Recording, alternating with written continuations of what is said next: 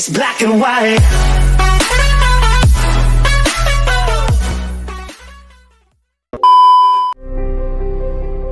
Hai, bagaimana kabar kalian? Semoga selalu dalam keadaan prima dan jauh dari ancaman virus serta penyakit apapun ya.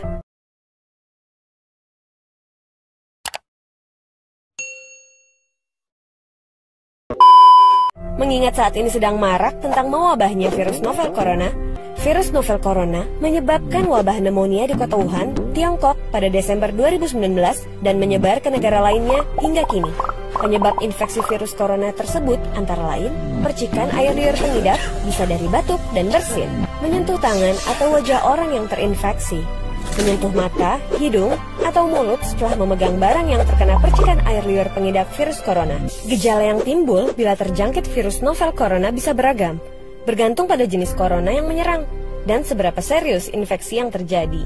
Berikut beberapa gejala virus corona yang terbilang ringan: hidung beringus, sakit kepala, batuk, sakit tenggorokan, demam, merasa tidak enak badan.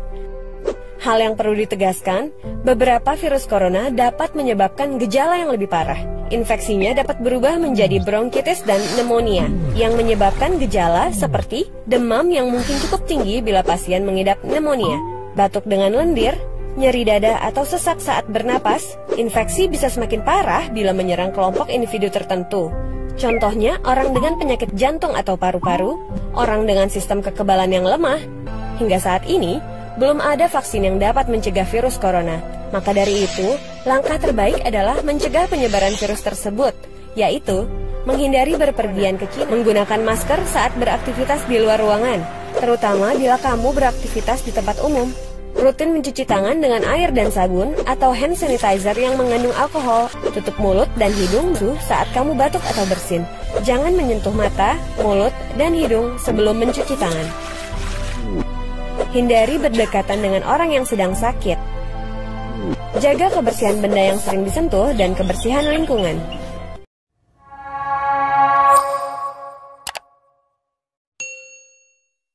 Wabah virus corona bisa kita hindari bila mereka yang terkena penyakit ini melakukan isolasi diri.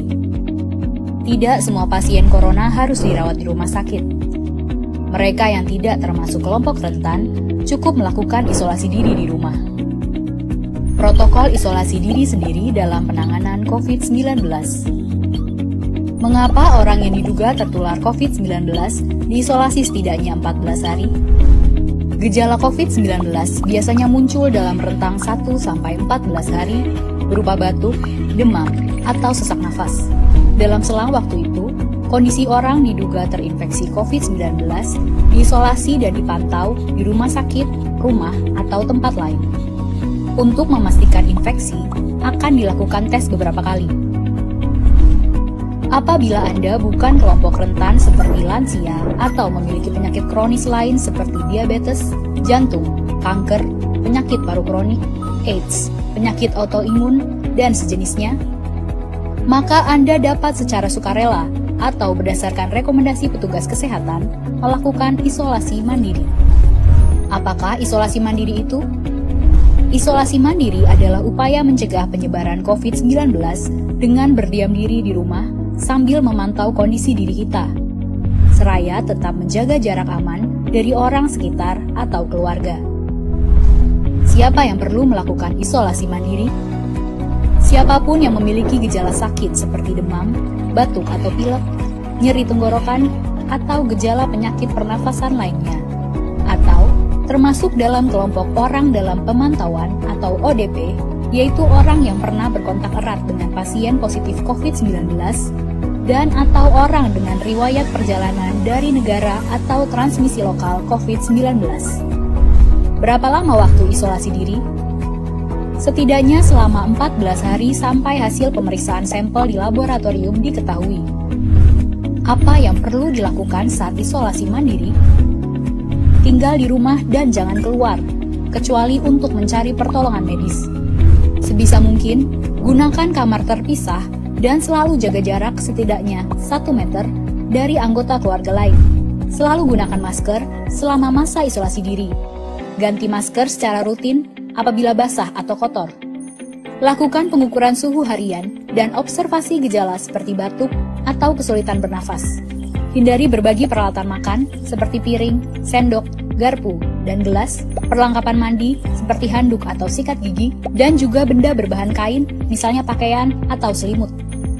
Terapkan perilaku hidup bersih dan sehat seperti makan makanan bergizi, rutin mencuci tangan dengan sabun dan air mengalir, serta melakukan etika batuk dan bersin. Upayakan berada di ruang terbuka dan berjemur sinar matahari setiap pagi. Jaga kebersihan rumah dengan cairan disinfektan, terutama untuk area atau permukaan yang sering tersentuh tangan. Hubungi segera fasilitas layanan kesehatan bila sakit memburuk, seperti mengalami sesak nafas. Apa yang tidak boleh dilakukan saat isolasi mandiri? Tidak boleh keluar rumah, termasuk untuk bekerja, apalagi ke ruang publik. Bila sangat terpaksa harus keluar, gunakan masker dan hindari transportasi publik atau tempat ramai. Tidak boleh berbagi alat makan, mandi, dan pakaian bersama anggota keluarga lainnya. Cuci peralatan makan dan pakaian secara mandiri, terpisah dari anggota keluarga lain. Bila harus berbagi kamar mandi atau mesin cuci pakaian, maka bersihkan dengan desinfektan setelah dipakai. Bagaimana menjaga pertahanan tubuh selama masa isolasi mandiri? Tetap terapkan pola hidup sehat, antara lain dengan makan makanan bergizi seimbang, perbanyak buah dan sayur, istirahat yang cukup, lakukan olahraga ringan, dan hindari merokok atau minum alkohol. Isolasi mandiri bukanlah sesuatu yang sulit, namun membutuhkan komitmen baik dari diri sendiri maupun keluarga dan orang terdekat. Orang yang menjalani isolasi dapat mengalami kesepian, kekhawatiran, dan ketidaknyamanan saat mengalami gejala sakit. Maka mereka perlu dibantu, didukung, dan diberi semangat. Mari saling berempati, perkuat solidaritas, dan bersama kita melawan corona.